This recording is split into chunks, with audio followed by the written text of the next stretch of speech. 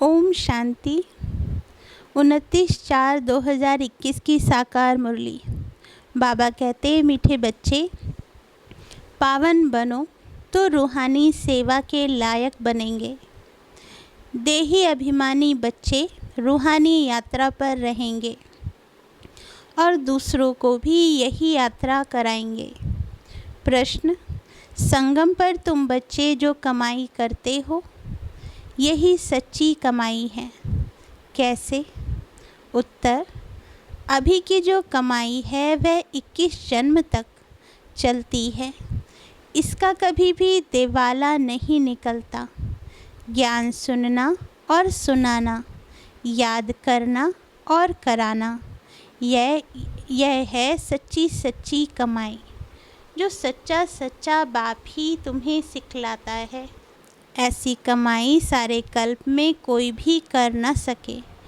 दूसरी कोई भी कमाई साथ नहीं चलती। गीत: हमें उन राहों पर चलना है। ओम शांति। बाबा कहते, भक्ति मार्ग में तो बच्चों ने बहुत ठोकरें खाई हुई हैं।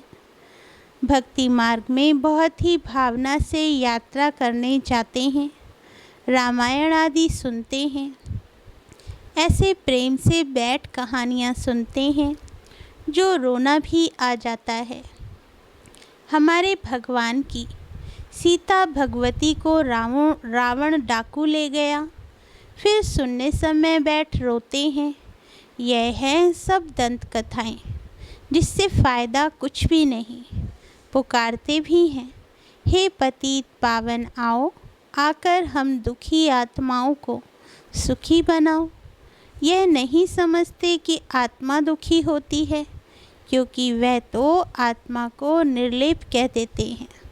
समझते हैं आत्मा सुख दुख से न्यारी है। यह क्यों कहते हैं? क्योंकि समझते हैं परमात्मा सुख दुख से न्यारा है, तो बच्चे फिर सुख दुख में कैसे आएंगे? इन सब बातों को अब बच्चों ने समझा है। इस ज्ञान मार्ग में भी कभी ग्रहचारी बैठती है, कभी कुछ होता है, कभी प्रफुल्लित रहते, कभी मुरझाया हुआ चेहरा रहता है। यह होती है माया से लड़ाई। माया पर ही जीत पानी है। जब बेहोश होते हैं तब संजीवनी बूटी दी जाती है। मन मना भव। भक्ति मार्ग में चहचटा बहुत है। देवताओं की मूर्तियों का कितना श्रृंगारते हैं, सच्चे जेवर पहनाते हैं। वह जेवर तो ठाकुर की प्रॉपर्टी हुई। ठाकुर की प्रॉपर्टी सो पुजारी व ट्रस्टी की हो जाती है। बाबा कहते, तुम बच्चे जानते हो कि हम चैतन्य में बहुत हीरे जवाहरों से सजे हुए थे। फिर जब पुजारी बनते हैं तो भी बहुत जेवर पहनते हैं। अब कुछ भी नहीं। चैतन्य रूप में भी पहने, फिर जड़ रूप में भी पहने। अब तो नो जेवर, बिल्कुल साधारण है। बाप कहते हैं, मैं साधारण तन में आता हूँ। कोई राजाई आदि की ठाट बाट नहीं है। सन्यासियों के भी बहुत ठाट बाट होते हैं। अभी तुम समझ गए हो बरोबर सतयुग में कैसे हम आत्माएं पवित्र थीं। शरीर भी हमारे पवित्र थे। उन्हों का श्रृंगार भी बहुत अच्छा रहता है। कोई खूबसूरत होते हैं तो उनको श्रृंगार का भी शौक रहता है। तुम भी खूबसूरत थे तो बहुत अच्छे अच्छे जेवर पहनते थे। हीरो के बड़े हार आदि पहनते थे। यहाँ हर चीज़ सावरी है। देखो, गौएं भी सावरी होती गई हैं। बाबा जब श्रीनाथ द्वारे गया था तो बहुत अच्छी गौएं थीं। कृष्ण की गौ बहुत अच्छी दिखाते हैं। यहाँ तो देखो, कोई कैसे हैं, क्योंकि कलयुग है। ऐसी गौएं वहाँ होती नहीं। तुम बच्चे विश्व के मालिक बनते हो। तुम्हारी सजावट भी वहाँ ऐसी सुंदर रहती है। विचार करो, गौएं तो ज़रूर होनी चाहिए। वहाँ की गौओं का गोबर भी कैसा होता होगा, कितनी ताकत होगी। ज़मीन को खाद चाहिए ना, खाद डाली जाती है तो अच्छा अनाज पैदा होता है। वहाँ सब चीज़ें अच्छी ताकत वाली होती हैं। यहाँ तो कोई चीज़ में ताकत नहीं है, हर एक चीज़ बिल्कुल पावरलेस हो गई है। बच्चियाँ सूक्ष्म वतन में जाती थीं, कितने अच्छे अच्छे बड़े फल खाती थीं, सूबी रस आदि पीती थीं। यह सब साक्षात्कार कराते थे। माली वहाँ कैसे फल आदि काट कर देते हैं, सूक्ष्म वतन में तो फल आदि हो न सके। यह साक्षात्कार होता है। वैकुंठ तो फिर भी यहाँ होगा ना। मनुष्य समझते हैं वैकुंठ कोई ऊपर में है। वैकुंठ न सूक्ष्म वतन में न मूल वतन में होता है, यहाँ ही होता है। यहाँ जो बच्चियाँ साक्षात्कार करती हैं वह फिर इन आँखों से देखेंगे। जैसी पोजीशन ऐसी सामग्री भी रहती है। राजाओं के महल देखो कैसे अच्छे अच्छे होते हैं। जयपुर में बहुत अच्छे अच्छे महल बने हुए हैं। सिर्फ महल देखने लिए मनुष्य जाते हैं तो भी टिकट रहती है। खास वह महल देखने लिए रखते हैं, खुद फिर और महलों में रहते हैं। सो भी अभी कलयुग में यह है ही पतित दुनिया। कोई अपने को पति समझते थोड़े ही हैं।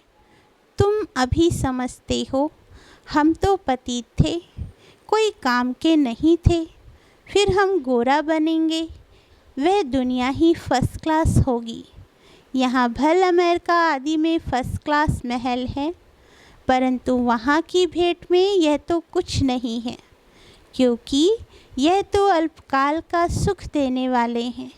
वहाँ तो फर्स्ट क्लास महल होते हैं, फर्स्ट क्लास गौएँ होती हैं, वहाँ ग्वाले भी होते हैं। श्री कृष्ण को ग्वाला कहते हैं ना। यहाँ जो गौओं को संभालने वाले हैं वे कहते हैं हम गुजर ग्वाले हैं, कृष्ण के वंशावली हैं। वास्तव में कृष्ण के वंशावली नहीं कहेंगे, कृष्ण की राजधानी के कहेंगे। साहूकारों के पास गौएँ होंगी तो गुजर संभालने वाले भी होंगे। यह गुजर नाम सतयुग का है, कल की बात है। कल हम आदि सनातन देवी देवता धर्म के थे, फिर पतित बने हैं तो अपने को हिंदू कहला देते हैं। पूछो तुम आदि सनातन देवी देवता धर्म के हो व हिंदू धर्म के हो? आजकल सब हिंदू लिख देते हैं। हिंदू धर्म किसने स्थापन किया, देवी देवता धर्म किसने स्थापन किया, यह भी कोई नहीं जानते। बाबा यह प्रश्न पूछते हैं, बताओ आदि सनातन देवी देवता धर्म किसने स्थापन किया? शिव बाबा ब्रह्मा द्वारा कर रहे हैं। राम व शिव बाबा की श्रीमत पर आदि सनातन देवी देवता धर्म स्थापन हुआ। फिर रावण राज्य होता है, विकारों में जाते हैं, भक्ति मार्ग शुरू हो जाता है, तब हिंदू कहलाने लगते हैं। अभी अपने को कोई देवता कह ना सके। रावण ने विशेष बनाया, बाप आकर वाइसलेस बनाते हैं। तुम ईश्वरी मत से देवता बनते हो, बाप ही आकर तुम ब्राह्मणों को देवता बनाते हैं। सीढ़ी कैसे उतरते हैं, यह तुम बच्चों की बुद्धि में नंबरवार बैठता है, तुम जानते हो। और सभी मनुष्य आसुरी मत पर चल रहे हैं और तुम ईश्वरीय मत पर चल रहे हो। रावण की मत से सीढ़ी उतरते आए हो। 84 जन्मों के बाद फिर पहला नंबर जन्म होगा। ईश्वरी बुद्धि से तुम सारे सृष्टि के आदि मध्य अंत को जान जाते हो। यह तुम्हारा जीवन बहुत अमूल्य है, इनकी बहादुरी है। जबकि बाप आकर हमको इतना पावन बनाते हैं, हम रूहानी सेवा लायक बनते हैं। वह है जिस्मानी सोशल वर्कर, जो देह अभिमान में रहते हैं। तुम देही अभिमानी हो, आत्माओं को रूहानी यात्रा पर ले जाते हो।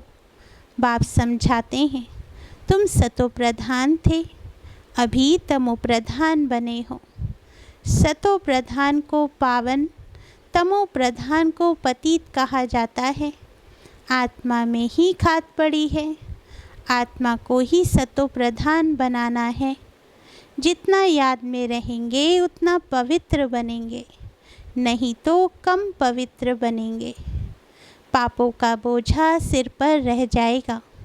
आत्माएं तो सभी पवित्र होती हैं, फिर हर एक का पाठ अलग है। सबका एक जैसा पाठ हो न सके। सबसे ऊंच बाबा का पाठ, फिर ब्रह्मा सरस्वती का कितना पाठ है। जो स्थापना करता है वही पालना भी करता है। बड़ा पाठ उनका है। पहले है शिव बाबा, फिर है ब्रह्मा सरस्वती जो पुनर्जन्म में आते हैं। शंकर तो सिर्फ सूक्ष्म रूप धारण करते हैं। ऐसे नहीं कि शंकर कोई शरीर का लोन लेते हैं। कृष्ण को अपना शरीर है, यहाँ सिर्फ शिव बाबा शरीर का लोन लेते हैं। पति शरीर पति दुनिया में आकर सेवा करते हैं। मुक्ति जीवन मुक्ति में ले जाने की, पहले मुक्ति में जाना पड़े। नॉलेजफुल एक ही बाप पतित पावन है, उनको ही कहते हैं शिव बाबा। शंकर को बाबा कहते शोभता नहीं। शिव बाबा अक्षर बहुत मीठा है। शिव के ऊपर कोई अक चढ़ाते हैं, कोई क्या चढ़ाते हैं, कोई दूध भी चढ़ाते हैं। बाप बच्चों को अनेक प्रकार की समझानी देते रहते हैं। बच्चों के लिए समझाया जाता है, सारा मदार योग पर है। योग से ही विक्रम विनाश होंगे। योग वाले को ज्ञान की धारणा भी अच्छी होगी। अपनी धारणा में चलते रहेंगे, क्योंकि फिर सुनाना भी पड़ता है। यह है नई बात। भगवान ने जिन्हों को डायरेक्ट सुनाया उन्होंने ही सुना, फिर तो यह ज्ञान रहता ही नहीं। अभी बाप तुमको जो सुनाते हैं वह अभी तुम सुनते हो। धारणा होती है, फिर तो प्रारब्ध का पाठ बचाना होता है। ज्ञान सुनना सुनाना अभी होता है। सतयुग में यह पाठ नहीं होगा, वहाँ तो है ही प्रारब्ध का पाठ। मनुष्य बैरिस्टरी पढ़ते हैं, फिर बैरिस्टर बन कमाते हैं। यह कितनी बड़ी कमाई है। इनको दुनिया वाले नहीं जानते, तुम जानते हो। सच्चा बाबा हमको सच्ची कमाई करा रहे हैं। इनका कभी दिवाला निकल न सके। अभी तुम सच की कमाई करते हो, वह फिर 21 जन्म साथ रहती है। वह कमाई साथ नहीं देती, यह साथ देने वाली है। तो ऐसी कमाई को साथ देना चाहिए। यह बातें तुम्हारे सिवाय और कोई की बुद्धि में नहीं है। तुम्हारे में भी घड़ी घड़ी कोई भूल जाते हैं। बाप और वर्षे को भूलना नहीं चाहिए। बस बात एक ही है, बाप को याद करो। जिस बाप से 21 जन्म का वर्षा मिलता है, 21 जन्म निरोगी काया रहती है। बुढ़ापे तक अकाले मृत्यु नहीं होती। बच्चों को कितनी खुशी होनी चाहिए। बाप की याद है मुख्य, इसमें ही माया विघ्न डालती है, तूफ़ान लाती है। अनेक प्रकार के तूफ़ान आते हैं। तुम कहेंगे बाप को याद करूं, परंतु कर नहीं सकेंगे। याद में ही बहुत फेल होते हैं। योग की बहुतों में कमी है। जितना हो सके योग में मजबूत होना चाहिए। बाकी बीज और झाड़ का ज्ञान कोई बड़ी बात नहीं है। बाप कहते हैं मुझे याद करो। मुझे याद करने से, मुझे जानने से तुम सब कुछ जान जाएंगे। याद में ही सब कुछ भरा हुआ है। स्वीट बाबा शिव बाबा को याद करना है।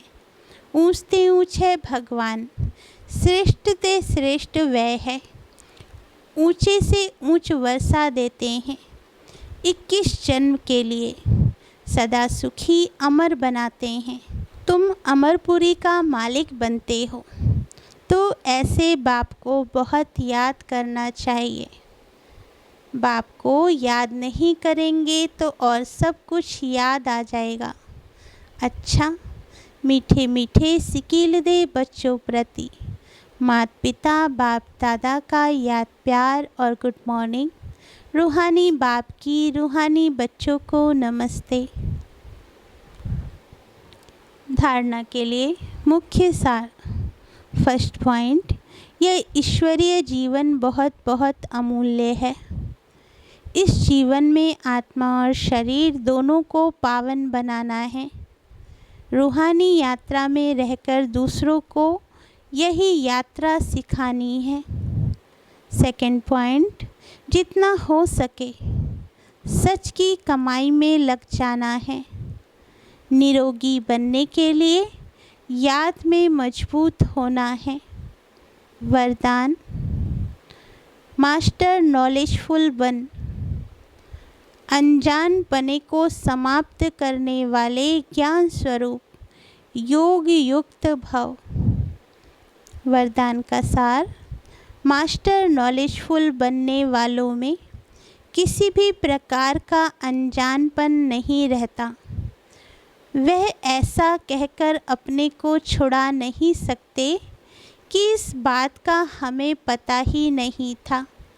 ज्ञान स्वरूप बच्चों में कोई भी बात का अज्ञान नहीं रह सकता और जो योग युक्त हैं उन्हें अनुभव होता जैसे कि पहले से सब कुछ जानते हैं। वो यह जानते हैं कि माया की छमछम रिमझिम कम नहीं है। माया भी बड़ी रौनकदार है, इसलिए उससे बचकर रहना है। जो सभी रूपों से माया की नॉलेज को समझ गए उनके लिए हार खाना असंभव है। स्लोगन, जो सदा प्रसन्न चित्त हैं वह कभी प्रश्न चित्त नहीं हो सकता। ओम शांति।